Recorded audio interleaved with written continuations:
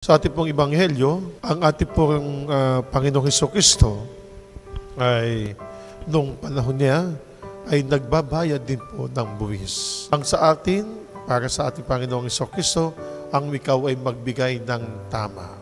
Yung walang masasabi ang iyong kapwa. Tulad din po ni Santa Clara, isang dalaga. Naandun nang siya ay maglaan ng kanyang sarili sa mga tao, lalo na po yung mga mahihirap, mga may sakit, mayroong karamdaman. Sa kapistahan ito o sa paggunita po natin kay Santa Clara, sama po natin po sa ating panalangin, na tulad nga po ni Santa Clara, ang sarili po niya, ang kanyang inialay.